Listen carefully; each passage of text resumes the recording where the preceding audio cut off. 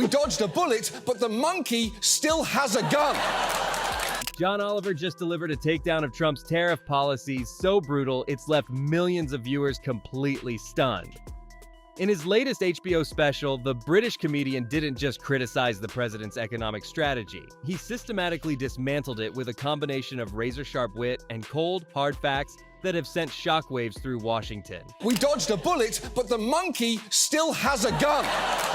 That's right. In a segment that's already racked up over 3 million views in just 24 hours, Oliver compared Trump's economic leadership to being in the same room as a monkey with a gun.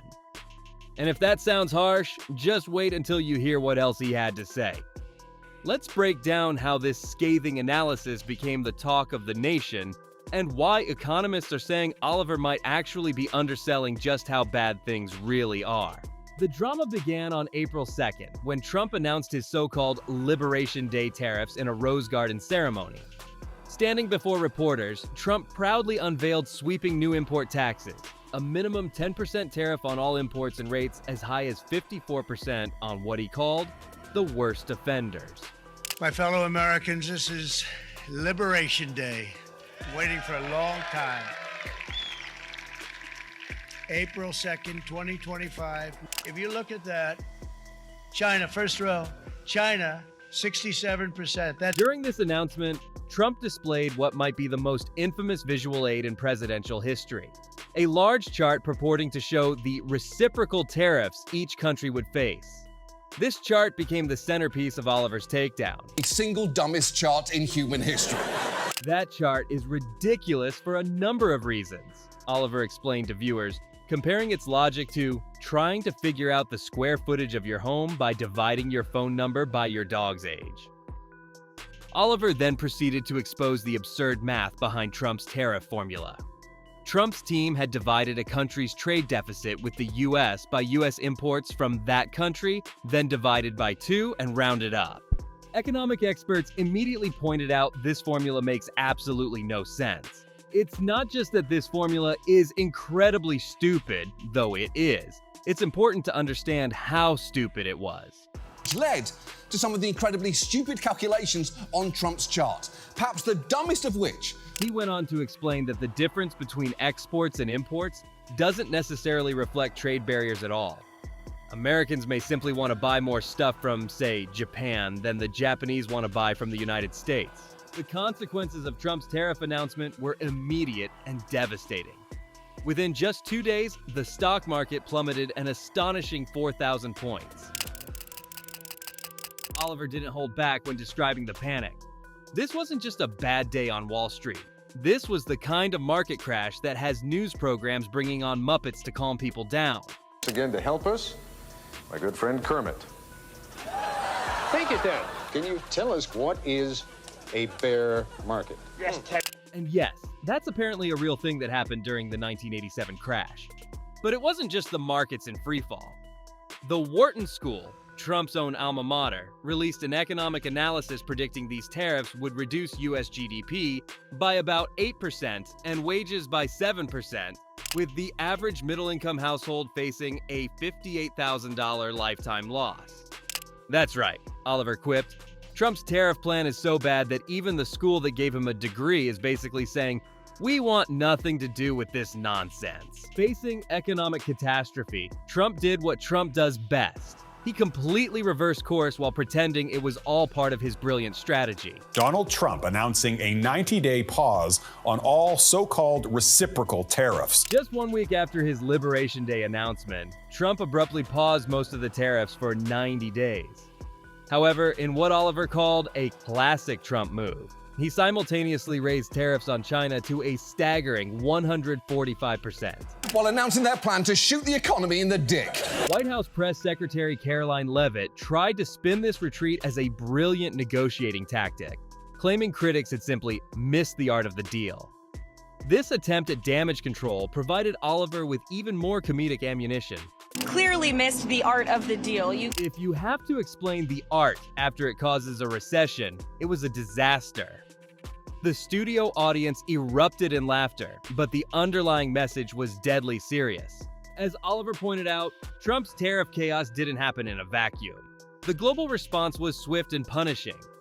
China immediately retaliated by raising its tariffs on U.S. goods to 125%. Now, China says it will raise tariffs on U.S. goods to 125%, an escalation of the trade war. This is exactly what economists warned would happen, Oliver noted.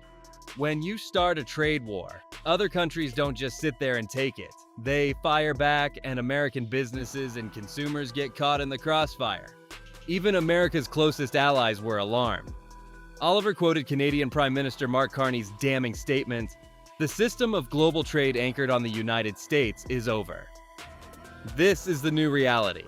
The world's trust in America has been shattered. This was the moment, Oliver noted, that the international community essentially gave up on America as a reliable economic partner. That's not just bad for now, he warned.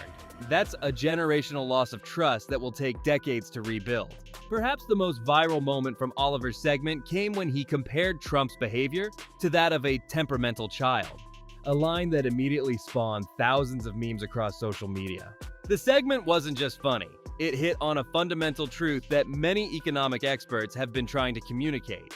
Trump's approach to trade is dangerously simplistic and disconnected from economic reality. When Trump bragged that the U.S. was taking in billions in tariffs, Oliver countered with the economic reality. Those costs are largely passed on to American companies and consumers in the form of higher prices. The impact is already being felt. Tariffs are projected to cost the average family thousands in increased prices on everyday goods, from groceries to electronics. It's like a sales tax, Oliver explained, quoting an expert, "Money that comes from my wallet, not some foreign treasury magically paying the U.S."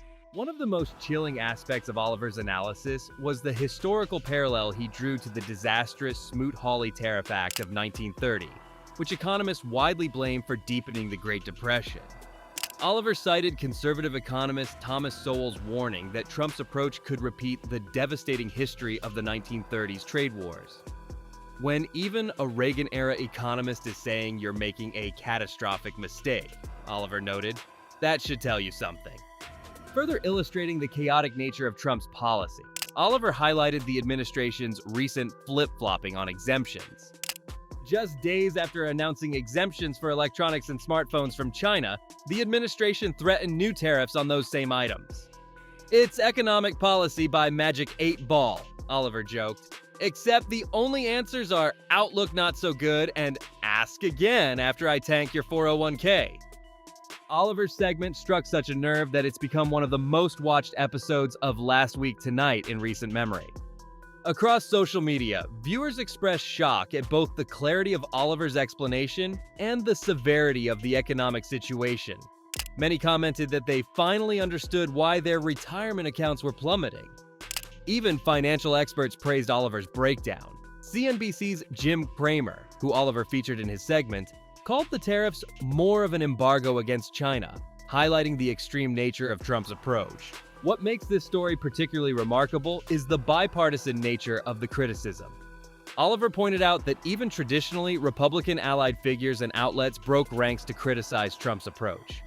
Republican senators like Ted Cruz and Rand Paul spoke out against the universal tariff plan, arguing it was effectively a tax hike on Americans. As Cruz put it, tariffs are a sales tax in disguise. Even the Wall Street Journal, owned by Rupert Murdoch, sharply criticized Trump's tariff obsession, aligning with Oliver's perspective that it was chaotic and self-defeating. Oliver didn't just focus on this single economic blunder. He connected it to a broader pattern of Trump's decision-making style. The result, as Oliver pointed out, is a presidency that lurches from crisis to crisis, many of them self-inflicted. And while Trump's advisors might eventually talk him down, as they did with the tariff pause, the damage to America's economic standing has already been done. Perhaps the most powerful moment in Oliver's segment came at the end, when he warned viewers not to get complacent just because Trump had paused some of the tariffs. We dodged a bullet, but the monkey still has a gun. This stark reminder that the underlying policy and the person behind it remained unchanged left viewers with a sense of looming dread. What might Trump do next? And how much economic damage might he cause before someone takes away the gun? John Oliver's tariff takedown wasn't just a brilliant piece of political satire. It was a much-needed explanation of a complex economic situation that affects every American. By breaking down Trump's tariff disaster in terms anyone could understand, Oliver performed a genuine public service. He cut through the spin, exposed the flawed logic behind the policy, and warned about the potential consequences in a way that was both entertaining and deeply informative. As one commenter put it, I learned more about tariffs from John Oliver in 22 minutes than I did from 4 years of economics classes. That's the power of effective communication, especially when the news is this alarming. No wonder viewers were left speechless. Sometimes the truth is so shocking that laughter is the only appropriate response. If you found this breakdown interesting, hit subscribe for more deep dives into the intersection of politics, economics, and culture. This is Viral Vote, bringing you the stories that matter most.